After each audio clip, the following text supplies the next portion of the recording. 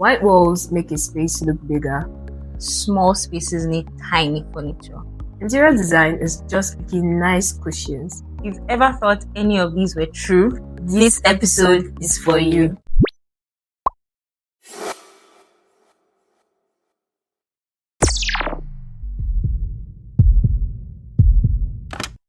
Hello and welcome to another episode of Design Forward. I remain your one and only Eunice and Adeife.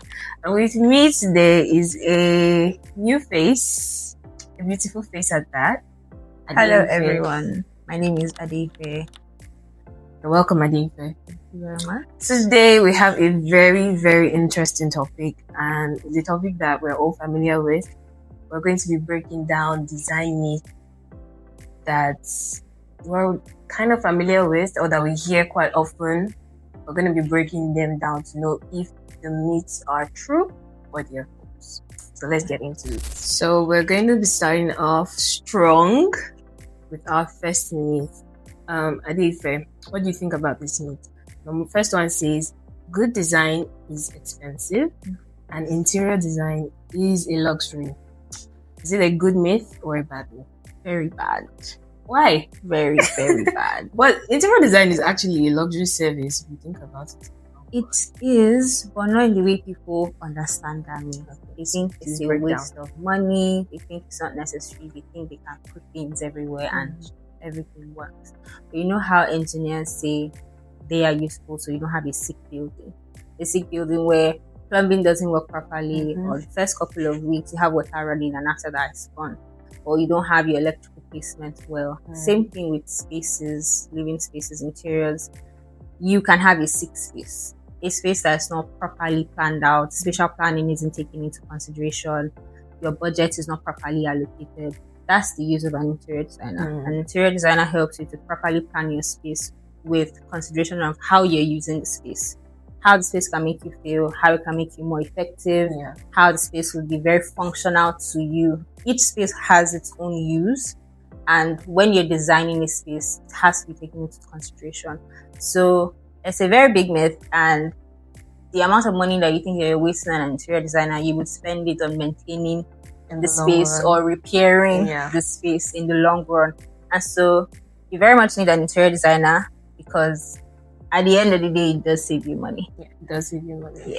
Yeah, so that means the design can also be badly done and expensive. So bad design, in fact, bad design is even very expensive, much more expensive because you have to go through the process of redoing everything from the scratch. So yeah, I hope you understand that part. So the next myth we're going to try to debunk is that everything in a space has to match. What do you think about that? First and foremost, why does everything have to match? If everything has to match, that means you're designing a mental hospital or a warehouse, because I don't know. It just never makes sense to me. Matching everything in your space is not layering. Layering is balancing different tones, different textures, different patterns, different lighting modes to create depth and personality for a space. Matching things is, for lack of a better word, is so cheap, right? It's very cheap. So when you match the colors of your walls to match your furniture fittings, when all your furniture fittings have the same look, all velvet, your sofa is velvet, your rug is velvet, your curtain is velvet, or you even use satin. Please, let's do better. So mix and matching things can be done, but with context to taking note of textures and patterns, and not overly using things that would discombobulate your space, but finding what appeals to you as a client or as an individual. What do you like? How do you like to feel things? Do you like things smooth? Do you like things with a bit of roughness to it? Do you like warm lights? Do you like soft light? Neutral lights? Do you like white lights? How can we make these lights all work cohesively for you in this space? Your walls, if you like white walls, okay, how can we reduce the effect of that white wall? Just creating that mental hospital effect in your eyes. So how do we fine-tune that wall to make it more balanced? It will still be white, but can we introduce an artwork that will, easily cast out that whiteness from the space? And so mix and matching everything can be done, but everything should not look the same in the long run. That's my own view. I think a lot of people don't see beauty in contrast. Yes. They don't see that there's a lot, there's so much that's mixing, for instance, even colors there's so much beauty that mixing colors can bring. Everything doesn't have to be so neutral, and it's not that it's not nice, but even in neutral tones, there's so many textures that you can mix, and your space will still be as beautiful. I have a post on my personal page. Check it out. It's mixing split complementary colors together. How you mix two opposite colors and they look so beautiful in your space. So anything can be done. It just involves or requires you involving an expert to bring it to life. The next myth we're about to debunk is the myth that interior designers' job is just to make things look pretty. What do you think about that? Interior designers do make places look pretty. It's just that we make places pretty and functional. Very important. Right? You can have a bedroom and want the biggest bed and want a canopy bed and all of that. But then in a bedroom, you also need a wardrobe. You also need a shoe rack. You also need you need a dresser, and also because you want this huge canopy bed, I'll probably take up the space. As an interior designer, I will come in to tell you that we can find something else that works for you, probably not as big, to accommodate other functions of the space. Aesthetics are very important. I mean, that's what draws people in. But if someone comes into a space because it's aesthetically pleasing and can't use the space, there's no point of the space. So we do make things pretty, but function a lot of times trumps aesthetics, but it doesn't always take it out. We can make your space look very pretty and colorful and calm and welcoming. But what you do in the space, how you feel in the space, your experience with the space is also very important. Very, very important. That's why as interior designers, we're not just placing stuff.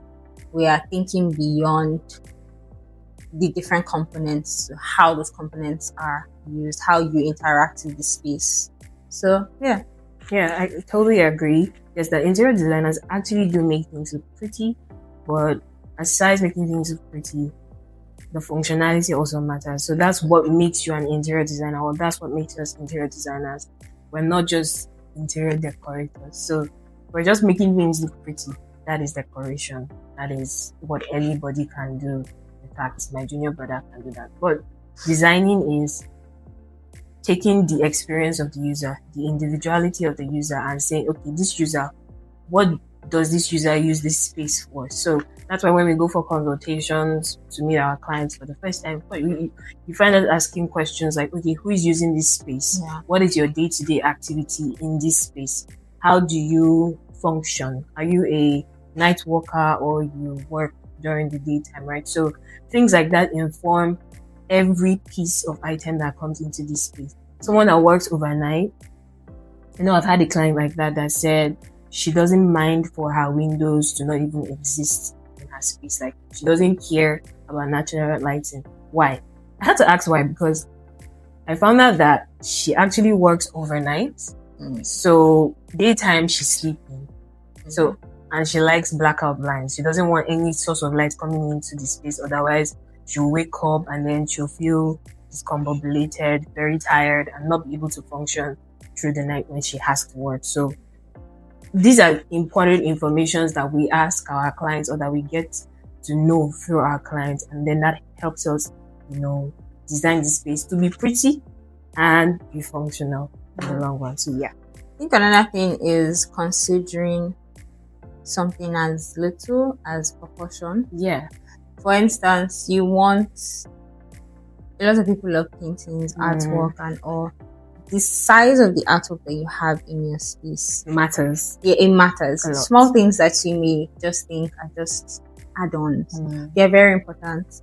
The artwork might look beautiful, but then the size is very important. For instance, some people probably want potted plants in their space and they have a small space. There's so many other things in the space.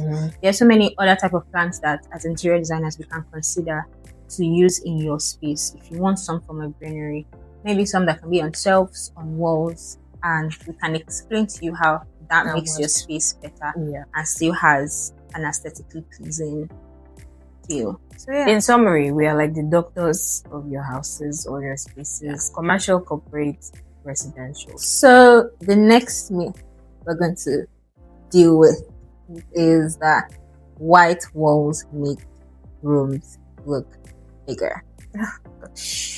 I feel like everybody wants to paint their wall white now. Once your wall is white, it's luxury. Once your wall is white, it's big. Once your wall is white, you have money. Please help us.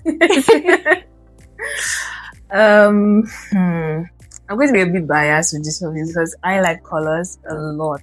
In fact, I'm always advocating in every design I make to see how colors can be infused, whether in commercial spaces, in residential spaces, because if white walls actually make a space look bigger or cozier, then every warehouse should be cozy,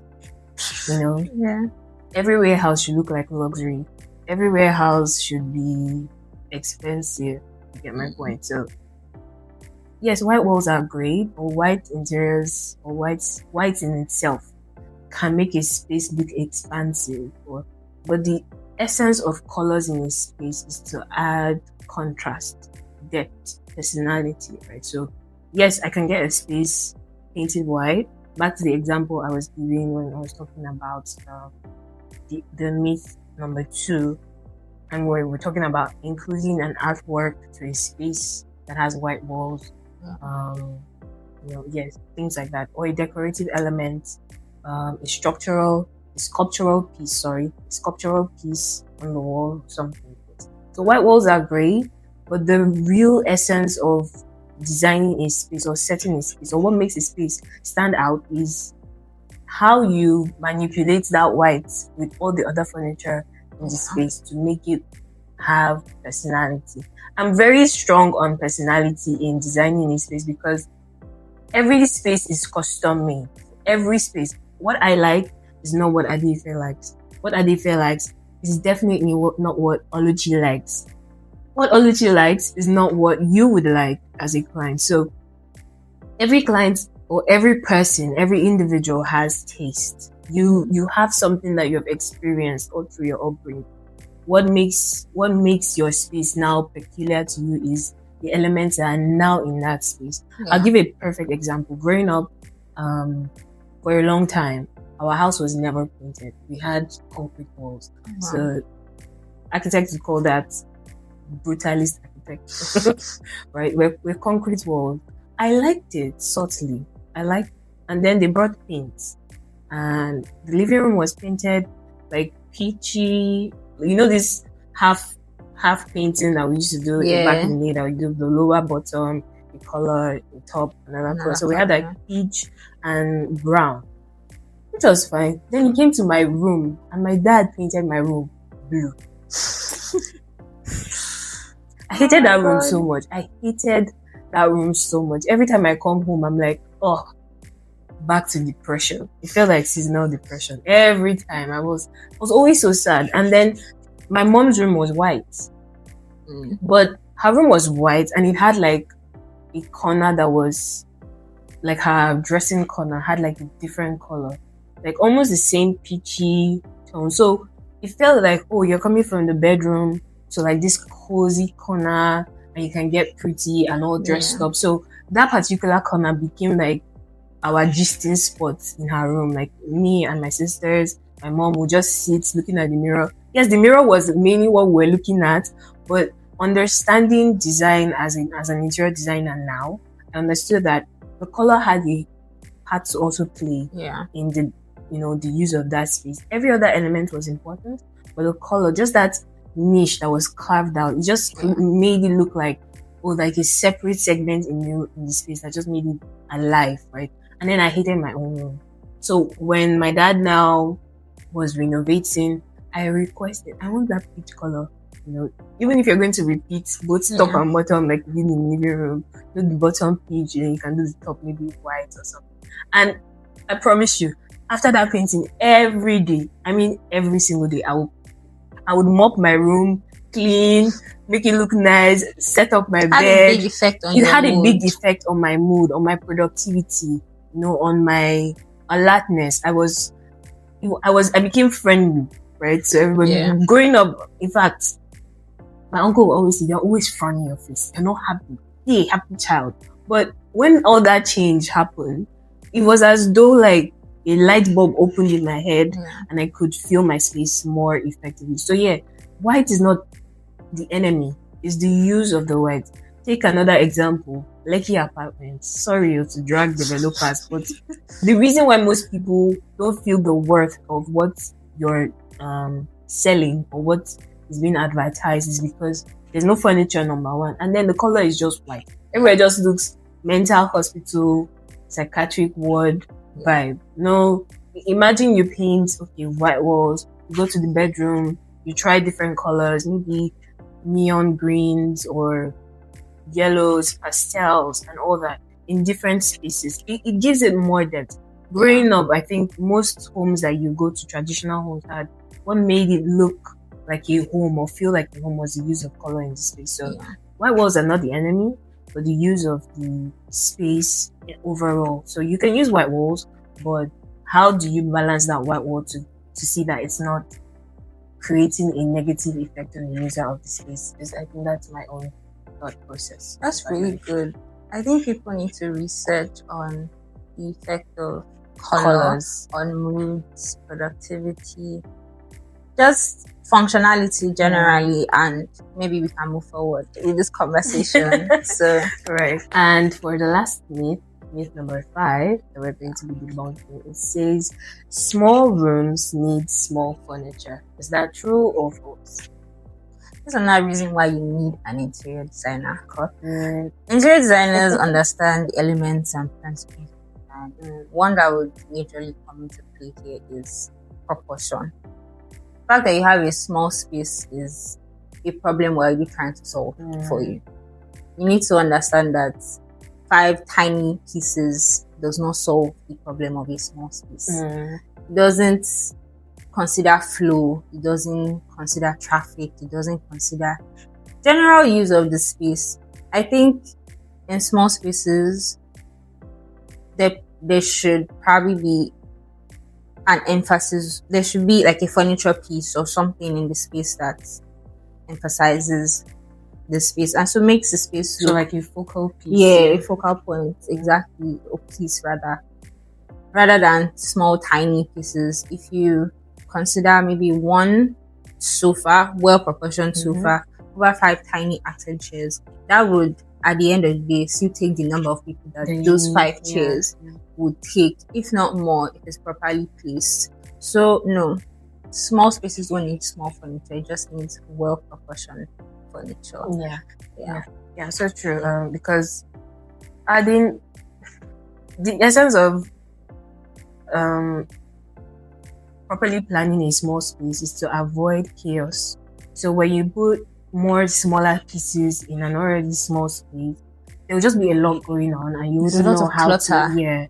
There'll be a lot of chaos, and you wouldn't know how to, properly maneuver your day-to-day activity, right? So small spaces don't necessarily mean smaller furniture. So you have a room of maybe 2.5 by 2.5 meters, and that's roughly small compared to the standard of what you should have. As a standard room should span between 3 meters to 3 meters and even bigger, right? So it's 2.5, or let's say 2.5 by 2.1 is relatively small. So in that kind of space, and you still need your study table or dressing table, your wardrobe, your bed, possibly another storage, your wardrobe, right?